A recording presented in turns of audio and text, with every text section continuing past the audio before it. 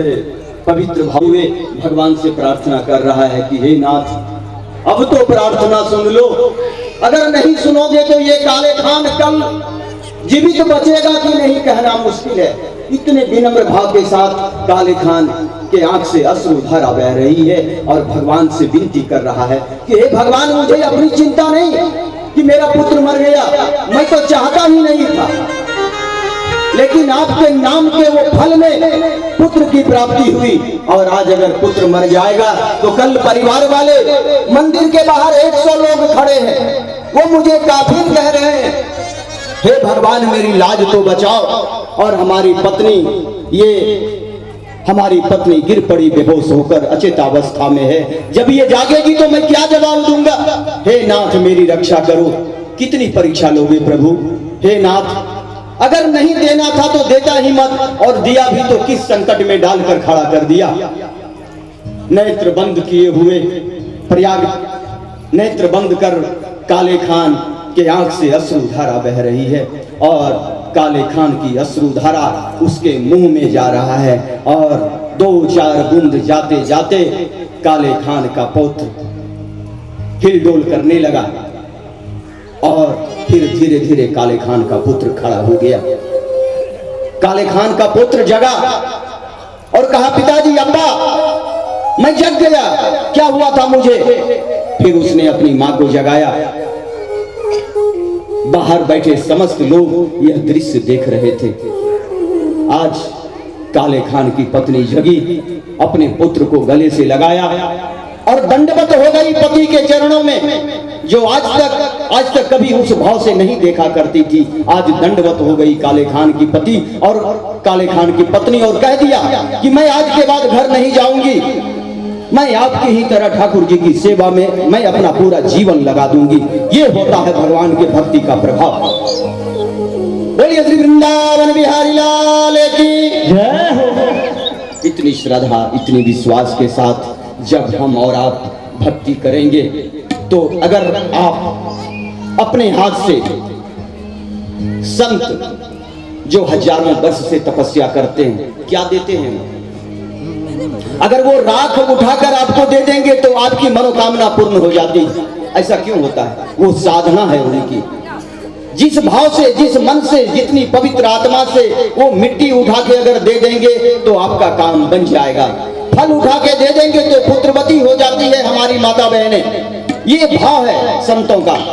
पूरी श्रद्धा से, पूरी निष्ठा से उन्होंने भगवान का भजन किया है। और काले खान दूसरे समुदाय से होते हुए भी उसने भगवान के भाव में, भगवान की भक्ति में पूरी निष्ठा, पूरा समर्पण लगा दिया कि आज उसके आंसुओं मात्र से उसका पुत्र जिंदा हो गया। ये होता है भगवत प्राप्ति का प्रभाव। इसलिए भगवान की प्राप्ति में अपने आप को सदैव उनसे बांध के रखें। हमारा जीवन एक पतंग की तरह है। अपने आप को पूरा उड़ा दें, आसमान में उड़ा दें, अपने आप को उड़ा दें। दुनिया के सबसे उच्चतम शिखर को आप चूमें, लेकिन अपने जीवन की डोर को किसी और के हाथ में सौंपने के बजाय अपने ठाकुर जी को सौंप दें कि मैं तो उड़ गया, हमारी डोर ठाकुर जी आप अपने पास रख लें। हमें कहां तक उड़ाएंगे ये आप जानिए, कब गिराएंगे आप जानिए। और जब हमारे जीवन की पतंग की डोर जब ठाकुर जी के हाथ में हो तो कभी वो हमें गिरने नहीं देंगे, कभी हमें टूटने नहीं देंगे। दुनिया की कोई ताकत हमें काट नहीं सकती, दुनिया की कोई ताकत हमें तोड़ नहीं सकती। इसी श्रद्धा के साथ, इसी भाव के साथ अपने आप को भगवान के चरणों में समर्पित कर दें। भगवान की लीला अपरंपार है। अनेकों ऐसी गाथाएं जो हमारे संतों ने, ऋषियों ने, मुनियों ने गाई है। अब हम लोग समयानुसार भगवान भोलेनाथ और माता पार्वती के विवाह महोत्सव की कथा में प्रवेश करते हैं। आप लोग तैयार हैं? हाथ उठाएं, बोलिए हर हर महादेव, जय शिव शंभु, जय हो। जहां तक ये आवाज जा रही है, हम समस्त लोग आज के बारात में हम सभी लोग आनंद लेंगे। आज इस विवाह महोत्सव में, आज यह हिमाचल नगरी है, आज हिमाचल नगरी में भगवान भोलेनाथ का बारात आएगा। हम लोग बारात का भी दर्शन करेंगे। सुंदर सुंदर झांकियां बनेगी, भगवान का दिव्य दर्शन हम लोग करेंगे। आप लोग नेत्र पर लोभ, क्रोध, मोह, इन सब की पट्टी हटा दें। आज भगवान के साक्षात दर्शन आपको होंगे। बोलिए ओम नमः पार्वती पते शिव हर हर महादेव।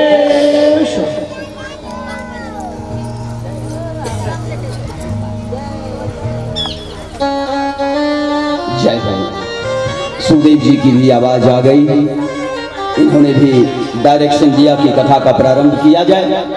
बोलिए सुखदेव जी महाराज की, राजा परीक्षित जी महाराज की, सब संतन समाज की, समस्त ग्राम की।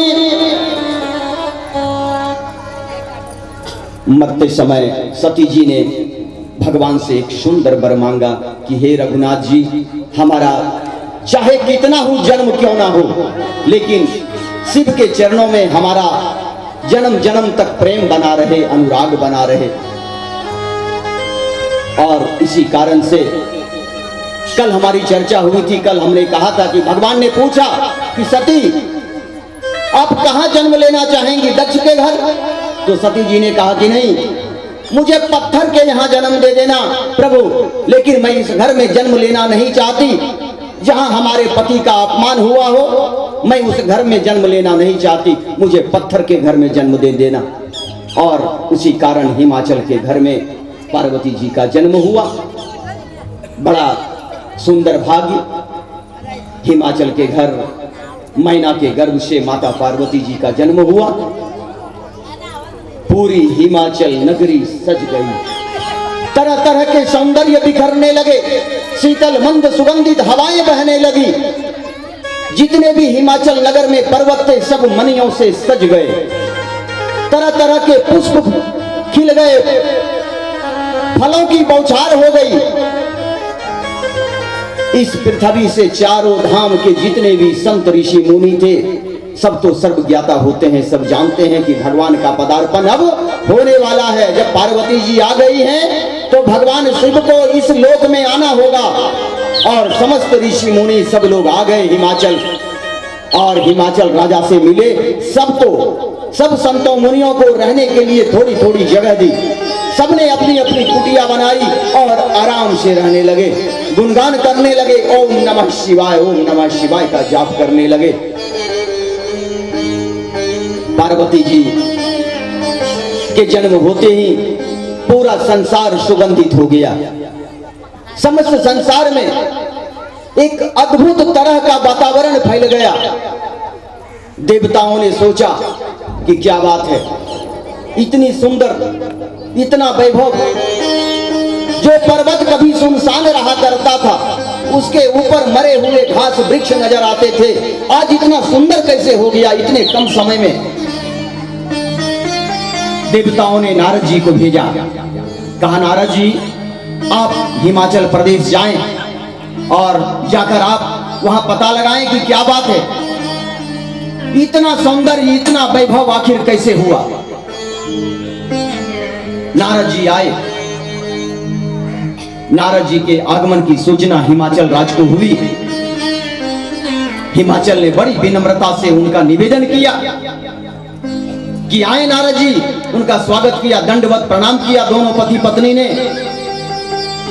और उनके चरण धोए। बड़े बड़े भावुकता के साथ हिमाचल जी ने उनके चरण धोए। मैना जी ने जल डाला और हिमाचल जी ने उनके चरण धोए। फिर अपने अंगूछे से नारद जी के पांव को पोंछा और उस जल को पूरे हिमाचल प्रदेश में छिड़काया गया। देखिए संतों का क्या प्रभाव है। संत का धोया हुआ पैर का चरणामृत भी बड़ा शुभ माना जाता है। ये सब लोग नहीं जानते। संतों की सेवा करना सबके बस में नहीं। संत हमारे जीवन का सार है। संत अगर हमारे जीवन में नहीं है तो हमारा जीवन दुभर हो जाएगा। संतों की एक छोटी सी कथा मुझे आ गई। मैं थोड़े ही शब्दों में कहना चाहूंगा। हमारे कबीर साहब का नाम आप समस्त लोगों ने सुना होगा। हमारे गांव में सत्संग के लोग थे, सत्संगी लोग थे, उनके यहाँ कबीर साहब आया जाया करते थे। एक बार इसी गांव से कबीर साहब गुजर रहे थे, तो कबीर साहब को लगा कि इस गांव में तो हमारे 10-20 जान पहचान के लोग हैं, क्यों नहीं उनसे मिला जाए, चले जरा देखें। कबीर साहब उस गांव आए और पूछे कि फलाना साहब हैं, फलाना साहब हैं, फलाना साहब हैं। बोले कि बाबा, इस गांव में आज एक व्यक्ति की मृत्यु हो गई है,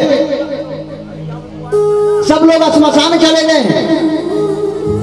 कबीर साहब ने कहा कि श्मशान चले गए हैं, ये श्मशान क्या होता है? बोले कि बाबा, वो जहां जलाता है ना, वो गंगा के किनारे, वहीं सब गया है। कब गया है जी? तो सुबह निकला है, शाम तक आ जाएगा। बोला ठीक है, चलो मैं आज यही रुकता हूं, क्योंकि संत जब तक संतों का दर्शन ना करे तो उनके मन को शांति नहीं मिलती। कबीर साहब ने उस गांव के बाहर एक चौपाल था, वहां उन्होंने अपनी समाधि लगा दी कबीर साहब ने, और आने का इंतजार करने लगे। कबीर साहब अपनी समाधि में गुनगुनाने लगे। शाम का समय हुआ, सब लोग आए, अपने अपने घर में स्नान ध्यान किया, अपने अपने घर गए तो घर वालों ने बताया कि आपको ढूंढने कोई बाबा आए थे। कहाँ है बाबा? बोले चौपाल पर बैठे। दौड़े दौड़े सब संत जन गए, कबीर साहब को देखा, चरणों में गिर पड़े कि बाबा आप कब आए? आप तब से यहीं बैठे हैं, गांव के लोगों ने आपका सम्मान नहीं किया। बोला सुनो, मैं सम्मान का भूखा नहीं हूं, इस गांव में आज किसी की मृत्यु हुई है, मैं तुम लोगों के साथ खड़ा हूं, लेकिन तुम लोग कहां गए थे? लोगों ने बताया कि श्मशान गया था। ये श्मशान होता क्या है? बोला बाबा वहां जलाने गए थे ना, वही तो हम लोग उसी को श्मशान कहते हैं। बोला वो जो जलाने गया है वो श्मशान नहीं है, वो मोक्ष धाम है।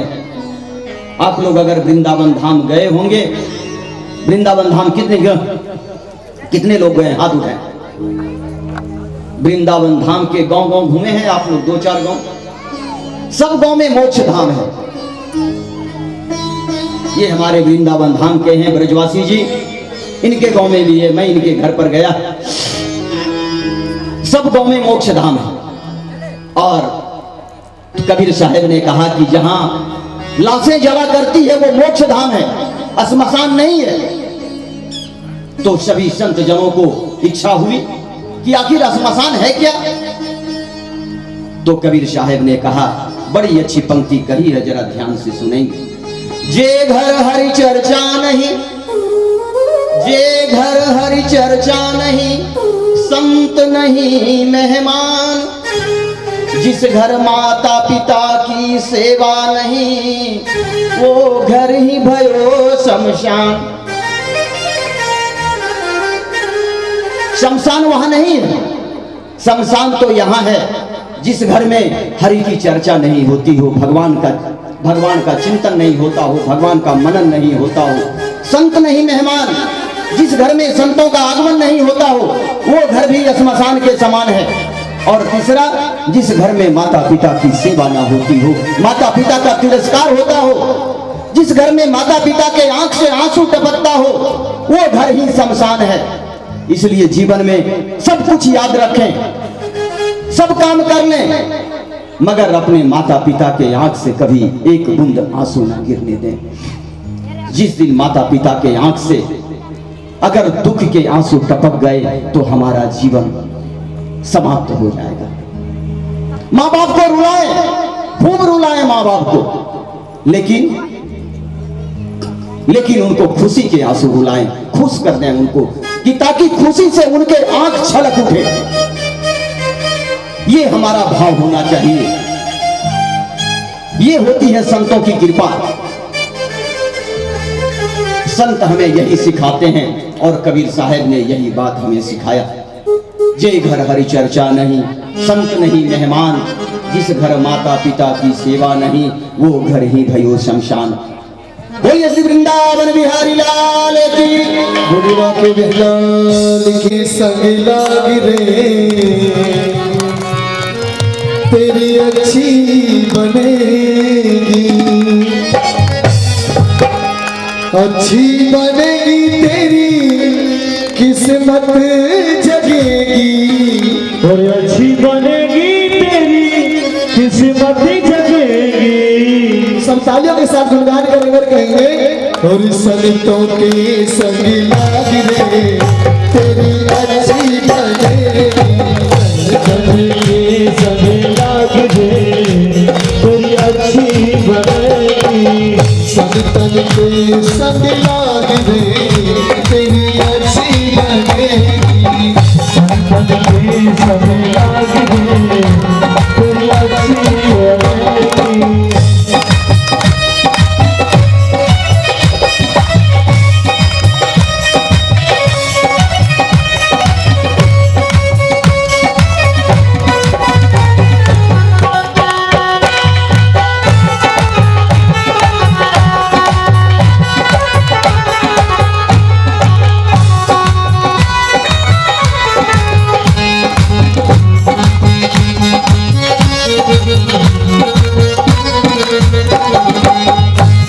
की बन गई पहनादी की बन गई, गुरु की बन गई पहलाद जी की बन गई, गुरु की बन गई पहनादी जी की बन गई, गुरु की बन गई पहलाद जी की बन गई। हरि चरण में लाग रे हरि चरण में लाग रे तेरी अच्छी बनेगी। संतन के संग लाग रे तेरी अच्छी बनेगी।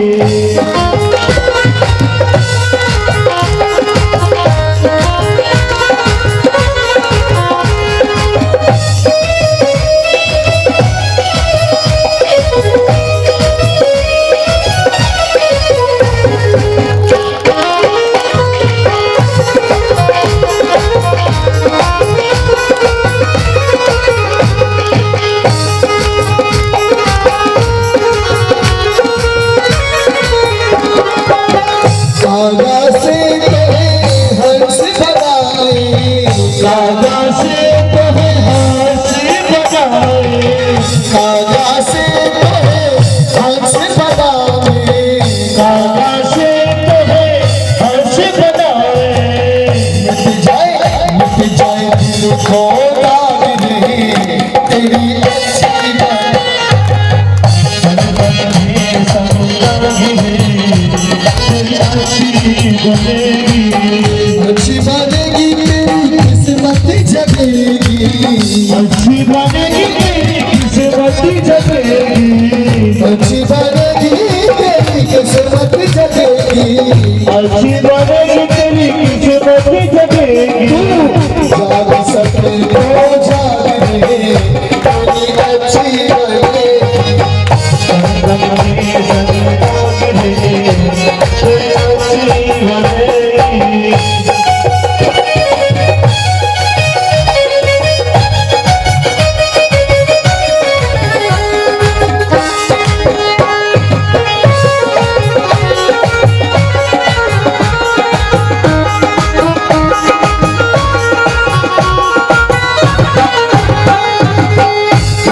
कबीर सुनो भाई साधो, कहती कबीरी सुनो भाई साधो, कबीर सुनो भाई साधो, कहती कबीरी सुनो भाई साधो।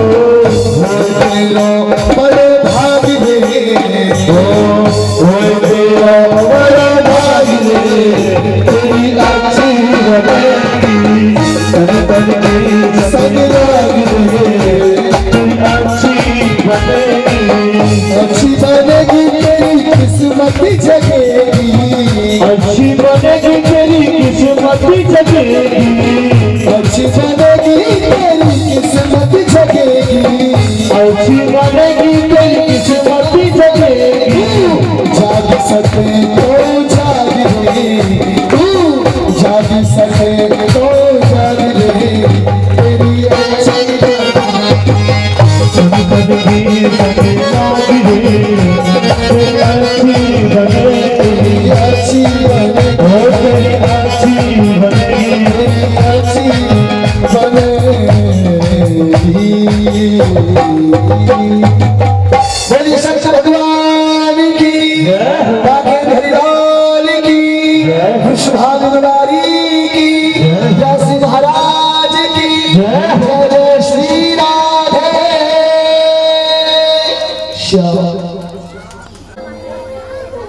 सिर्फ आज की बात नहीं, ये जीवन पर्यंत हमें अपने जीवन में संभाल कर रखना होगा। संतों का सम्मान हमें अपने जीवन में, आप करें या ना करें, लेकिन अपमान कभी मत करें, ये सदैव याद रखें। अगर कोई संत है, संत कहते किसे हैं? जिनका चित्त शांत हो। अगर आप एक गाली आपने दे दिया और उसने अगर जवाब नहीं दिया तो समझिए कि वो संत है। आपने एक ढेला मार दिया, उसने नहीं लौटाया, समझिए वो संत है। जिसने दिन भर में अगर 5 मिनट भी अगर भगवान का नाम लेता है तो वो संत की श्रेणी में आता है। इसलिए संतों का अपमान कभी मत करना।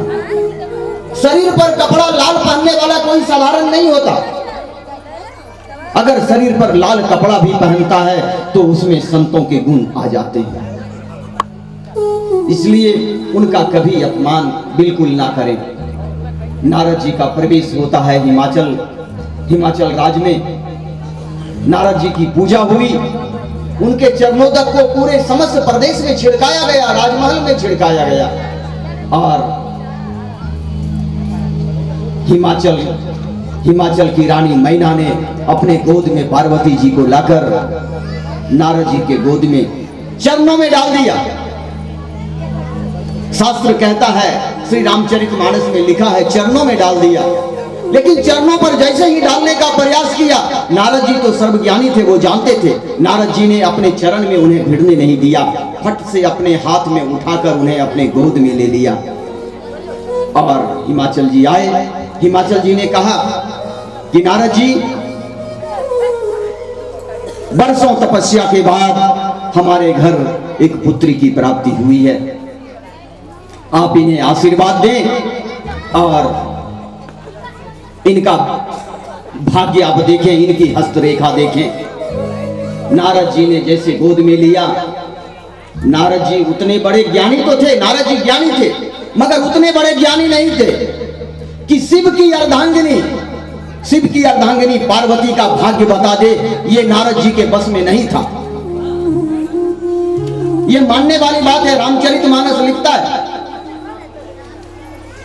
जो भी बात नारद जी ने कहा, जोगी जटिल अकाम मन नगन मंगल वेश, अस स्वामी यही कहा मिली परी हस्त सिरे, कि उनके हाथ में ऐसा लिखा हुआ है, जोगी होगा, अकाम होगा, नगन होगा, अमंगल वेश वाला होगा।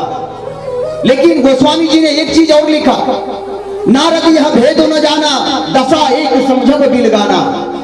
क्योंकि संतों ने वर्णन किया है कि पार्वती जी को जब नारद जी ने गोद में लिया तो पार्वती जी ने अपना बायां हाथ, चूंकि बायां हाथ लड़की का देखा जाता है, अपना बायां हाथ नारद जी के सर पर रख दिया और जितना बात बोलवाना था बोलवा दिया। जोगी जटिल अकाम मन नगन अमंगल वेश, अस स्वामी यही कहां मिली परी हस्त सिरे। इतना करते ही पार्वती जी ने धीरे धीरे अपने हाथ को सरका लिया। गोस्वामी जी ने लिखा, नारद यह भेद न जाना, दशा एक समझब बिलगाना। नारद जी को लगा कि ये मैंने क्या कह दिया, लेकिन संतों की वाणी कभी बेकार नहीं जाती। हिमाचल जी घबरा गए कि नारद जी ये आपने क्या कह दिया। गोस्वामी जी ने लिखा कि नारद जी ने यह जान नहीं पाया, लेकिन जो मुंह से निकल गया वो मान्य हो गया, क्योंकि ये पार्वती जी के द्वारा कहवाया गया। पार्वती जी ने स्वयं हाथ रखकर नारद जी के मुंह से कहाया। क्यों? इसके पीछे भी एक तर्क है कि पार्वती जी ने उसी समय अवतार से पहले ही श्री रघुनाथ जी से यह वर प्राप्त किया था कि जन्म जन्म तक शिव के चरणों में हमारा अनुराग बना रहे। तो शिव तो चाहिए, तो शिव तो वही है, निष्काम भाव वाले, अकाम, जोगी, नगन, शरीर पूरा नग्न अवस्था में, अमंगल वेश, सर पर सर्पों की माला, बबूत श्मशान का राख लपेटा हुआ। तो नारद जी ने तो सही कहा, लेकिन ये बात पार्वती जी ने नारद जी के द्वारा कहवाया। देखिए, ध्यान देने वाली बात है, पार्वती जी को शादी करना था शिव से, तो शादी करना था इसका मतलब अपने से कर लेते, लेकिन उन्होंने ऐसा नहीं किया। आज भी इस बात से हमारी बेटियों को सीखना चाहिए, ये जीवन में बहुत बड़ी शिक्षा देती है यह प्रसंग।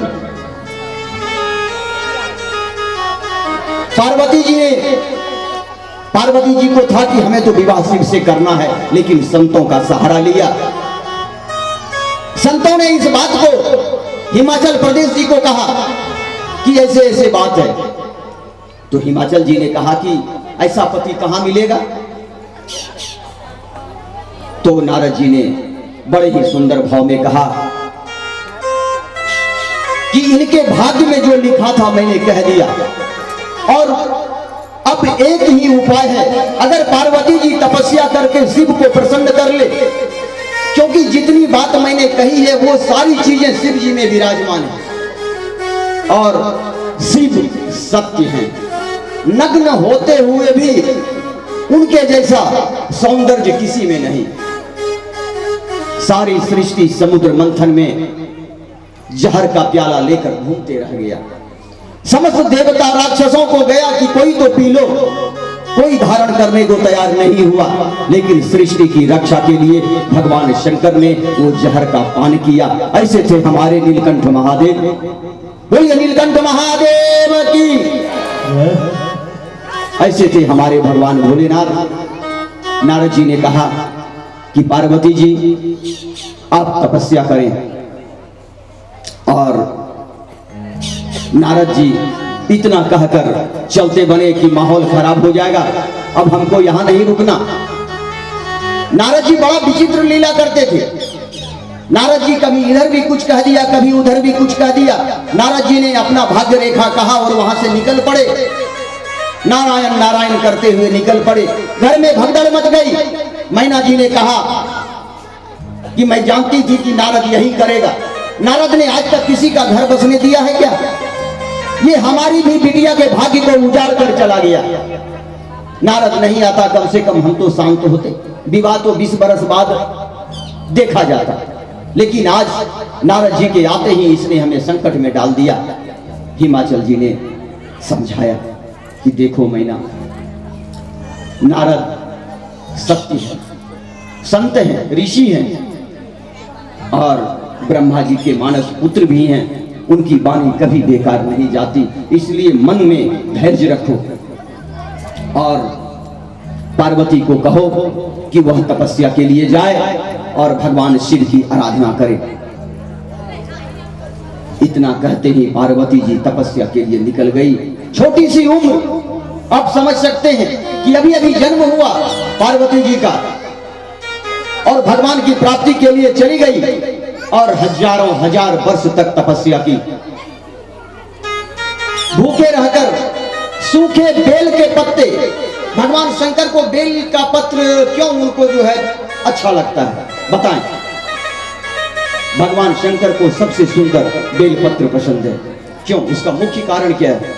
मुख्य कारण है कि पार्वती जी बेलपत्र के नीचे, बेलपत्र वृक्ष के नीचे अपनी समाधि लगाई थी। उन्होंने भगवान शिव का जाप किया करती थी, अन्न भोजन पानी सबका त्याग कर दिया, और उस वृक्ष से जो सूखे पत्ते गिरा करते थे उस पत्ते को खाकर उन्होंने अपना जीवन यापन किया। लेकिन भक्ति नहीं छोड़ी, साधना नहीं छोड़ी, तपस्या नहीं छोड़ी, और उसी बेलपत्र, सूखे बेलपत्र के नाम पर पार्वती जी का एक नाम अपर्णा पड़ा। हम आप शास्त्र में भी इस बात का जिक्र करते हैं, इसीलिए भगवान शिव को बेलपत्र बहुत पसंद है। बरसों तपस्या की, बरसों तपस्या हुई पार्वती जी ने वो सूखे बेलपत्र को खाकर। आज भी अगर अर्धांगिनी जो चीज खाकर अगर पति और परमेश्वर को प्राप्त करना चाहे तो परमात्मा और पति दोनों खुश हो जाएंगे। वही भगवान शिव के साथ था। उन्हें बेलपत्र इतना पसंद आया कि युगों युगों से आज तक लेकर बेलपत्र ही उन पर चढ़ाया जाने लगा। बोलिए भोलेनाथ की जय जय। पूरी पवित्रता के साथ पार्वती जी तपस्या करने लगी और एक ही रट लगाए थी। पर्वत पर्वत जाकर ढूंढ रही है अपने शिव को,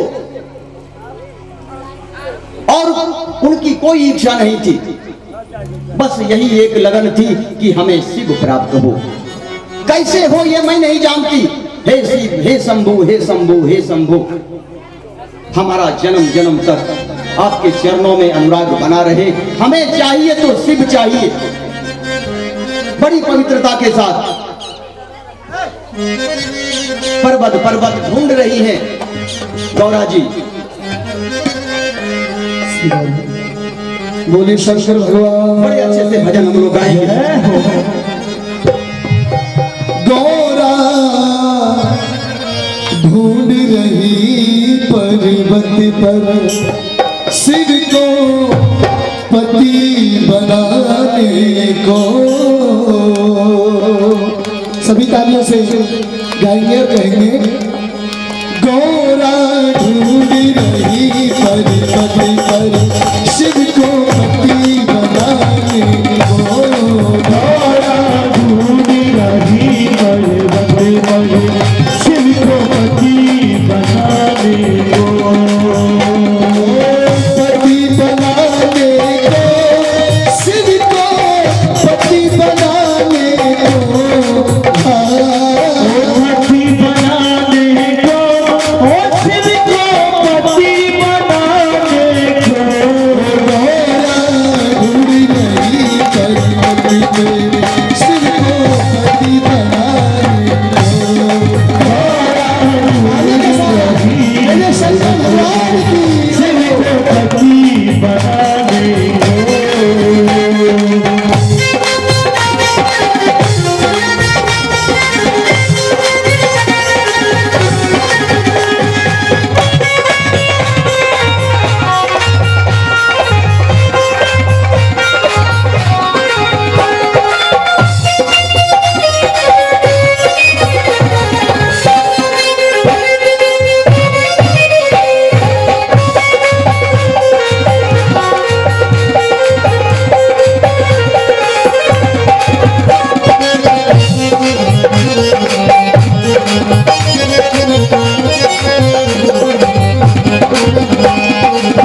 चाहिए मुझे तेरी का नाग सजाने को।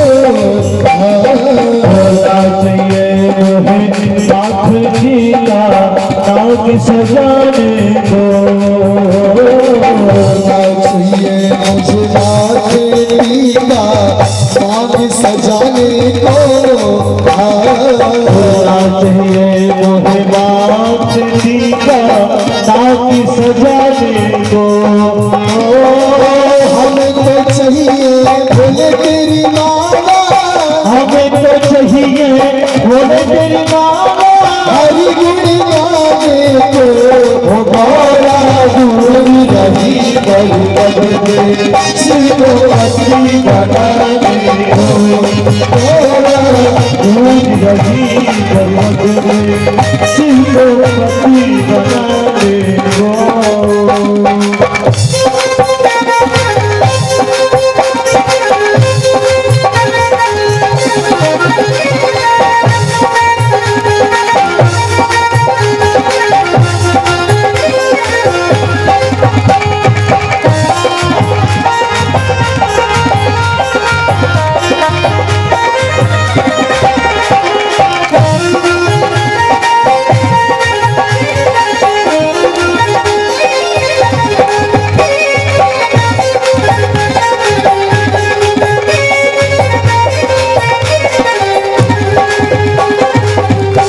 चाहिए सोनी की पत्नी नाग सजाने को।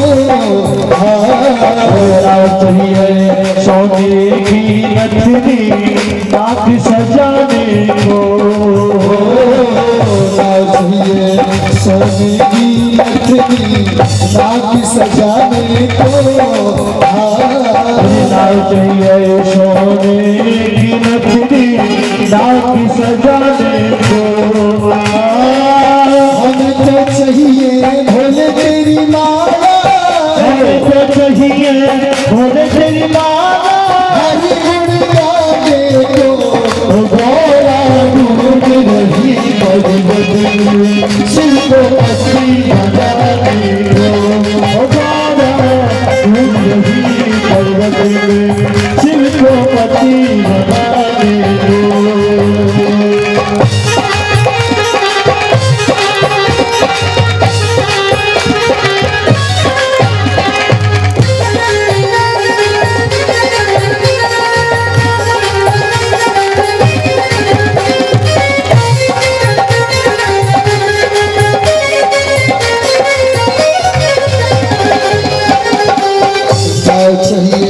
जो गले का हलवा गला सजाने को चाहिए मोहे गले का हलवा गले सजाने को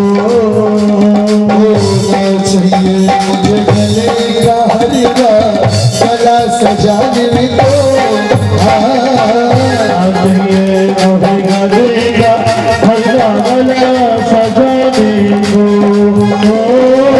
मुझे तो चाहिए भोले तेरी माला मुझे तो चाहिए भोले तेरी माला हर गुण गाने को हमारा मूड रही कर बदले शिव को हंसी बना दे हमारा मूड रही कर बदले शिव को हंसी बना दे हमारा मूड रही कर बदले शिव को हंसी बना दे हमारा मूड रही कर बदले शिव को हंसी बना को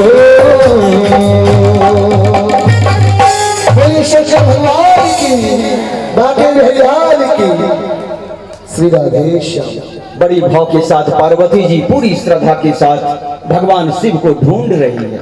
उनके मन में कोई और बात नहीं है, ना चाहिए उन्हें सोना, ना चाहिए हीरे जवाहरात मोती, दुनिया की कोई संपदाओं से उन्हें मतलब नहीं था।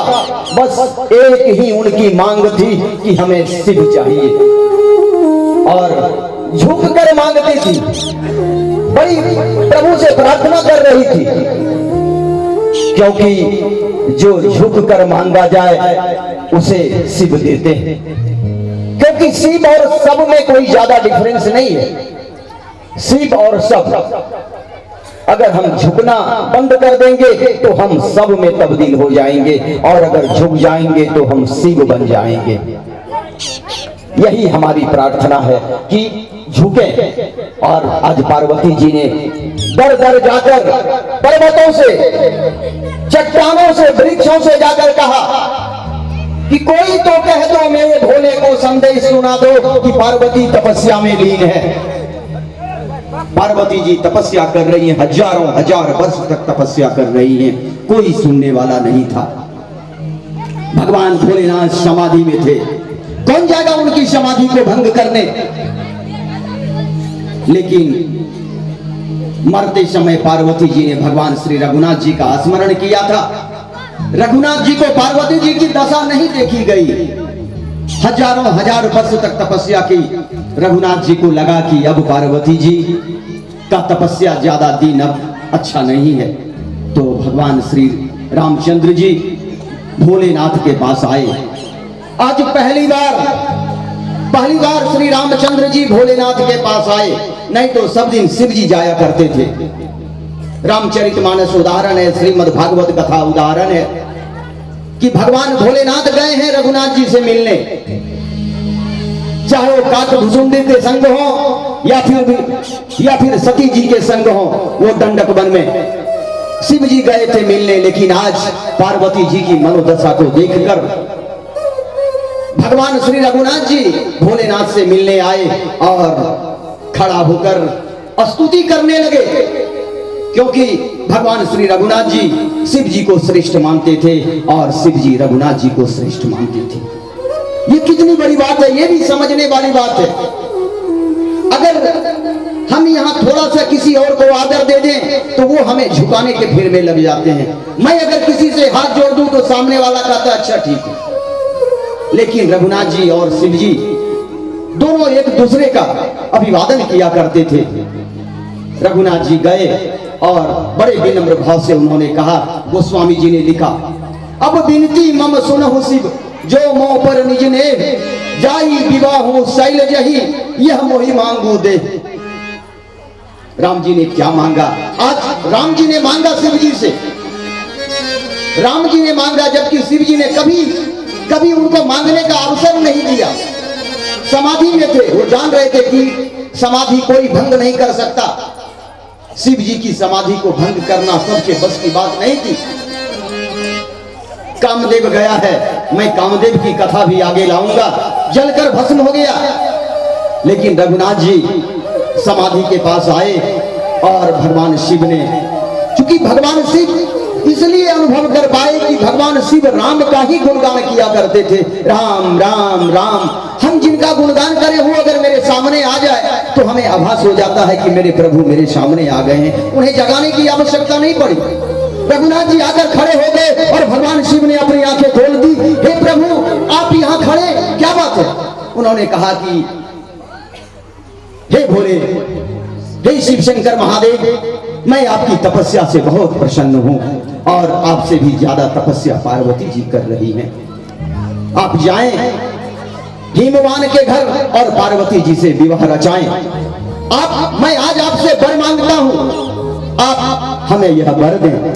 रघुनाथ जी ने आज भगवान शिव से यह मांगा। भगवान भोलेनाथ जैसे सुना उन्होंने, वो तो मुस्कुराने लगे और यह कहकर रामचंद्र जी अंतर्ध्यान हो गए, चले गए।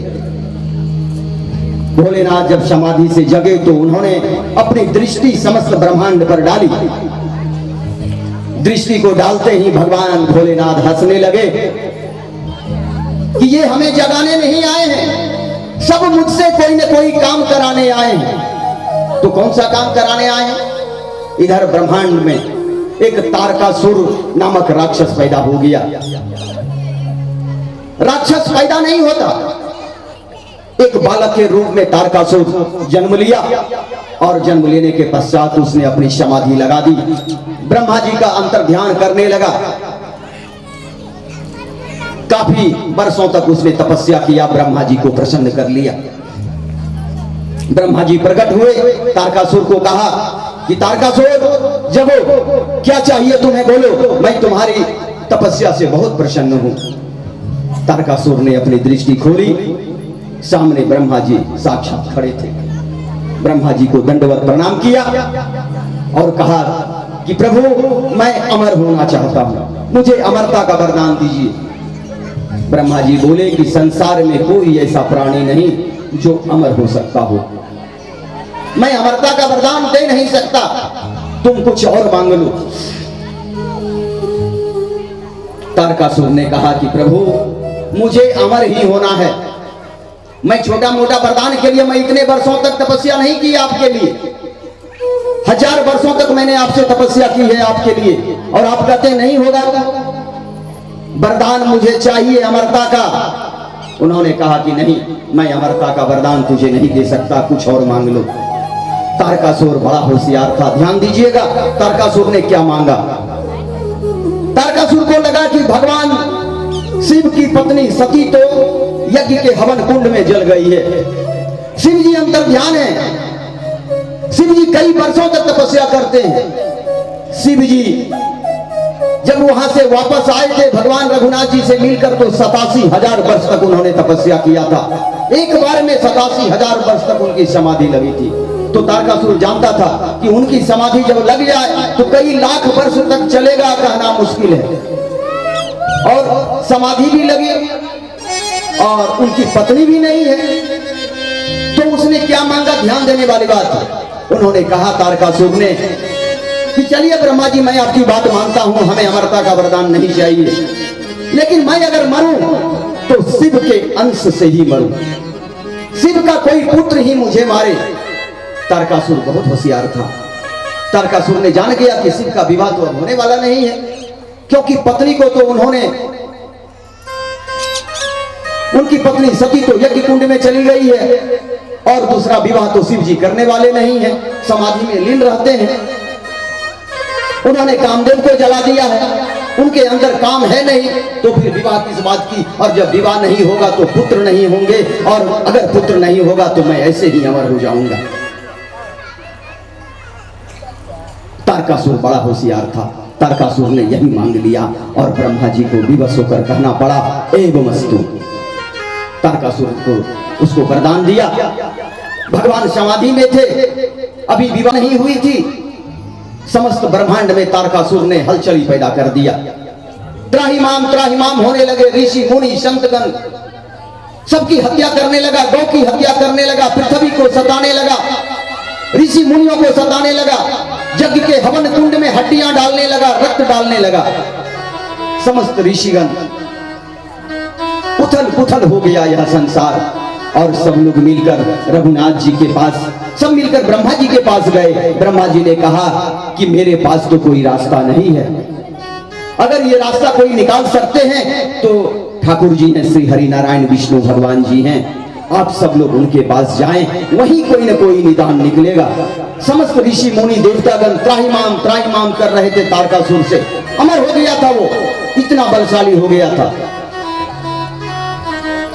चले गए ठाकुर जी के पास श्री हरि नारायण विष्णु भगवान क्षीर सागर में शेषनाग की सैया पर लेटे हुए माता लक्ष्मी चरण दबा रही हैं। भगवान योग निद्रा में हैं। समस्त साधु संतों ऋषि मुनियों की भीड़ इकट्ठा हो गई। ब्रह्मा जी भी प्रकट हो गए, ब्रह्मा जी भी आए, सब उनकी स्तुति विनती करने लगे। भगवान योग निद्रा से जगे, पूछा कि आखिर क्या बात है।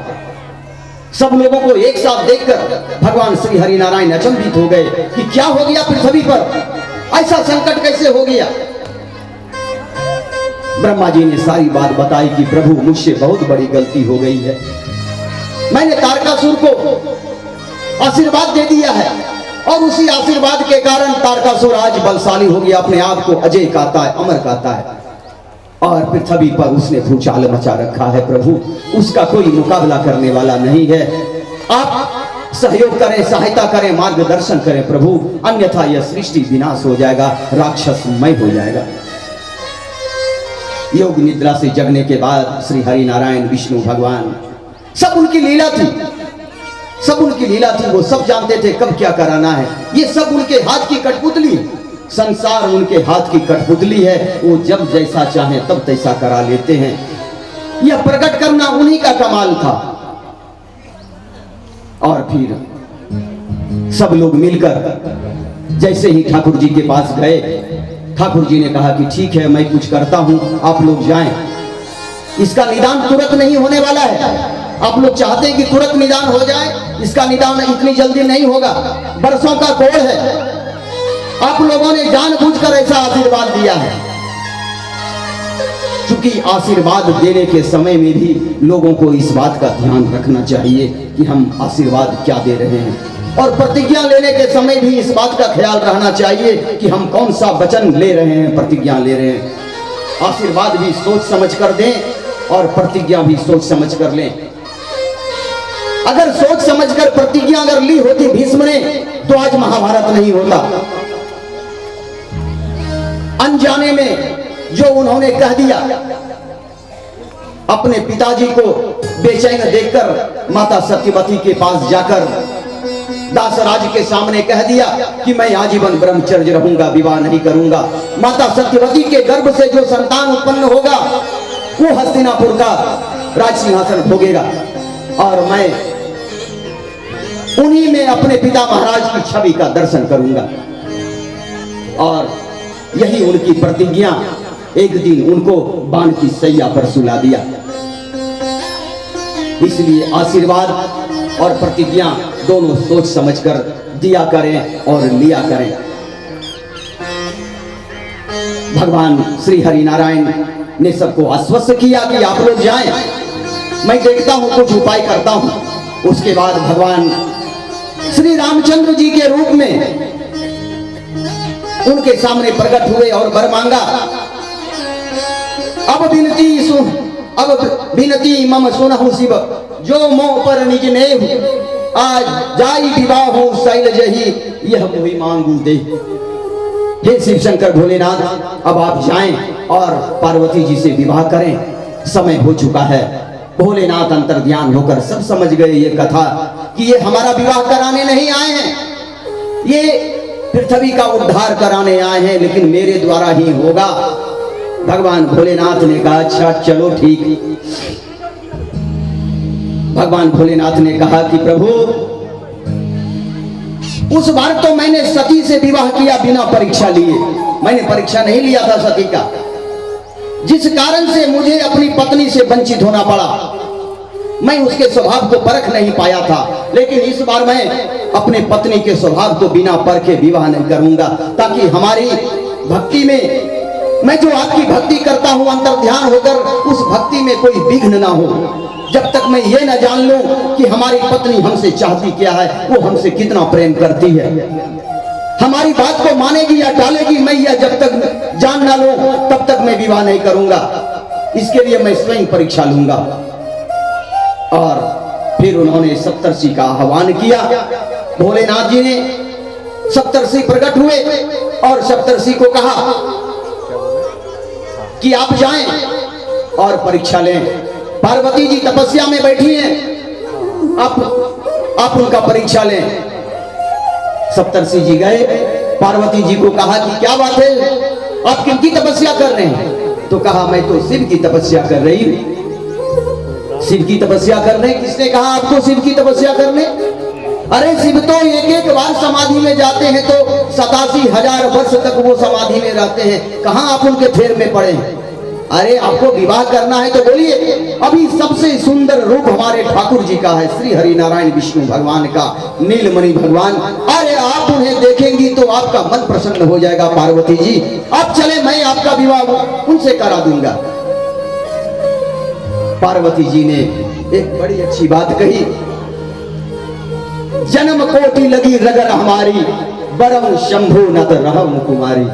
कितनी अच्छी बात कही है कि मैं करोड़ जन्म भी लूंगी तो भी हमारा ये रट नहीं जाएगा, मैं शिव को ही अपना पति मानती हूं। सप्तर्षि ने काफी समझाया। अरे आप नारद के फेर में क्यों पड़े हैं? नारद ने किसी का घर बसने नहीं दिया, राजा दक्ष के घर को उजाड़ दिया। हिरण्यकश्यप के घर गया तो प्रहलाद का घर उजाड़ दिया। इसलिए आप नारद के फेर में ना रहें। अगर आपको विवाह करना है तो चलिए, इस संसार का सबसे उत्तम सर्वोत्तम श्रृंगारित पुरुष के रूप में आपको श्री हरि नारायण से आपका विवाह करा देंगे। लेकिन पार्वती जी बड़े भाव से उन्होंने कहा कि मैंने तो अपना सर्वस्व न्योछावर कर दिया, कि मैंने अपना लगन शिव से लगा बैठा है, हमें दूसरा संसार में कुछ नहीं चाहिए। बड़ी सुंदर भाव से पार्वती जी भजन करती हैं भगवान का और कहती हैं, लगन शिव से लगा बैठे। गाएं, मीठी मीठी स्वर में गाएं। बोले शंकर भगवान की जय। लगन तुमसे लगा बैठे, जो होगा देखा जाएगा। लगन तुमसे लगा बैठे, जो होगा देखा जाएगा। लगन तुमसे लगा बैठे, जो होगा देखा जाएगा। लगन तुमसे लगा बैठे, जो होगा देखा जाएगा। जो होगा देखा जाएगा, जो होगा देखा जाएगा। जो होगा देखा जाएगा। तुम्हें अपना बना लेते, जो होगा देखा जाएगा। लगन तुमसे लगा बैठे, जो होगा देखा जाएगा।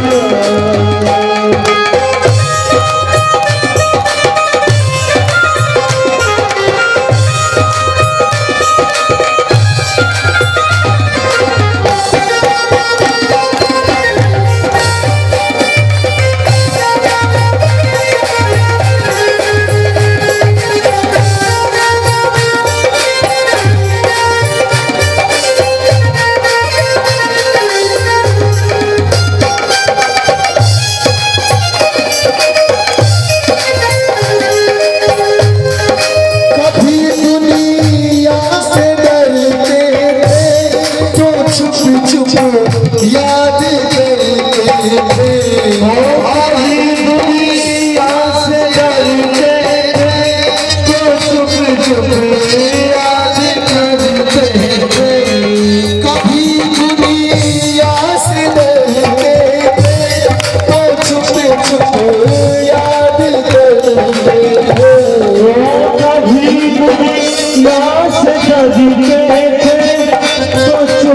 दुनिया से अब पर्दा ये अब पर्दा हटा बैठे जो होगा देखा जाएगा। तुमसे लगा बैठे जो होगा देखा जाएगा।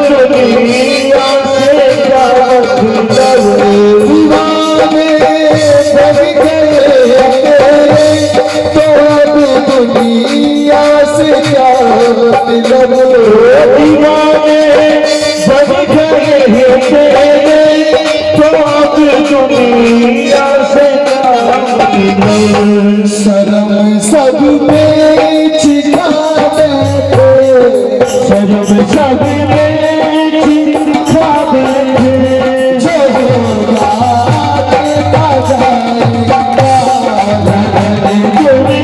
से लगा बैठे जो होगा देखा जाएगा। तो दिल जान लुटा बैठे, तो दिल जान लुटा बैठे जो होगा देखा जाएगा। से लगा बैठे जो होगा देखा जाएगा। जो होगा देखा जाएगा। जो होगा देखा जाएगा।